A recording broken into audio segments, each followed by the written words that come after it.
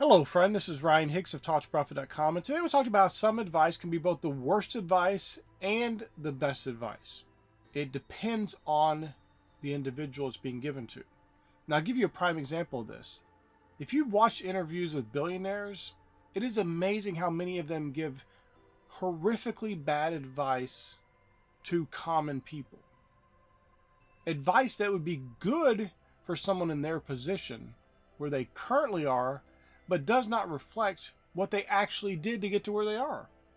Now, I don't think this is malicious. A lot of people say, well, they're just trying to keep people down and they don't want to tell you. I don't think that's what's going on. I think they just don't know, and they haven't really reflected on what they did that got them to where they are. Even if they have reflected on it, they have somehow managed to just take this common trope that people throw around and applied it to their success. It is not how they got to be where they are. And so with the billionaires, often you see they'll say, follow your bliss. That's a common saying. Follow what you're passionate about. They word it some variation of that, but basically it's the thing you like to do, follow that. That will lead you to great success.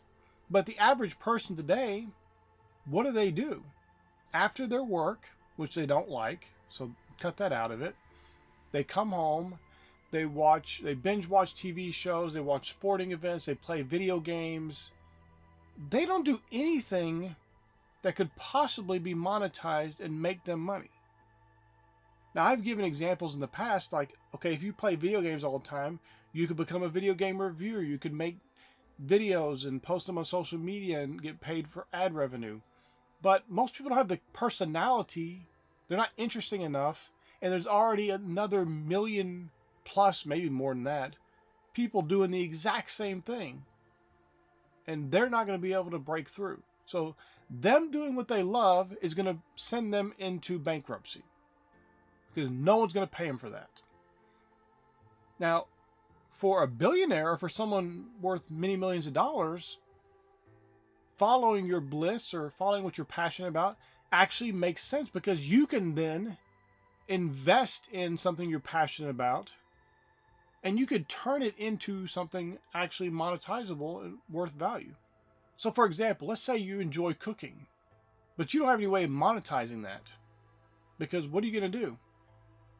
Put videos up on social media hoping to get ad revenue when there's already millions of people doing that? And you don't have any catch or anything that would make people want to tune into you over somebody else?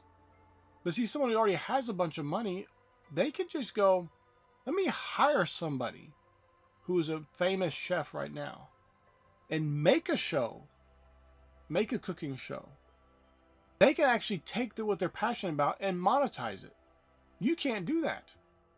Now, I'm not saying you couldn't monetize anything that you're passionate about, but the reality is, for average people without the funds to inject the capital into a vanity business, what they would call it many times, it's just not going to work out. It's not going to make any money. Another thing that is very common advice I hear, this is like advanced level bad advice from millionaires and billionaires, is this idea of you have to say no to a lot more things. Listen, that's great advice for people who are already successful, because you'll get, I can't tell you how many offers I get, opportunities I get that are really bad. I get a lot of good ones too, but I get a lot of bad ones. Oh, you want to invest in this business, Ryan? No. I got this $1 billion business idea. And it's not a $1 billion business idea. It's an idea that hundreds of thousands of people already have, and nobody's making any money with it, and it's never going to do anything. Somebody who's successful gets so many opportunities coming their way, they have to say no to almost everything. Otherwise, they got their time, their focus is divided, they're scatterbrained, and they will start losing in the areas where they're already winning. But for an average person, the opposite is the best advice. They need to actually say yes to everything. Now, of course, let me put a little caveat there, because people run off of dumb conclusions. Obviously, if the idea is bad or if it's unethical, you don't say yes to it. I shouldn't have to explain this. We're adults, but let me just explain that. So don't take any opportunity that comes your way. If it's a bad opportunity, it's unethical, anything like that, obviously you don't take those ideas. But even if an idea is bad, or maybe it's unethical, maybe you can still take it by doing this, by looking at it, observing it, thinking about it, praying about it, getting God's wisdom on it. How can you take this thing that's bad and shift it around to make it something good, make it actually be ethical, make it be honest and good, and it's going to bless people and be a help to them? You could often find a nugget of something good in even a bad opportunity. But if you're not successful, you don't have great wealth, you need to be saying yes to pretty much every opportunity. It'll open more doors for you. Because what happens is people who are not successful say no to opportunities that come their way, and they get fewer opportunities. Or they start getting worse opportunities. It's a weird dynamic where it's almost like God has created this universe and opportunities are being just flowing out to everyone. And the one who takes them and starts acting on them and creates beautiful things with them gets rewarded with more good opportunities. But the person who doesn't, they start getting more of the worst opportunities or fewer opportunities altogether. It's very much like Jesus said, to him that hath, even more will be given to him. But to him that hath not, even that which he hath shall be taken from him. If you don't act and say yes to a lot of these opportunities that are coming your way, maybe even all of them, you will start to get fewer and fewer opportunities. And the opportunities you do see will be worse and worse. You must say yes to pretty much every opportunity that comes your way.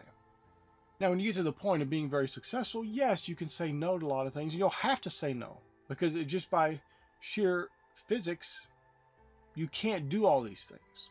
And you wouldn't want to do them because you get so many bad opportunities coming your way. There'll be so many people with their hands out because you got some money.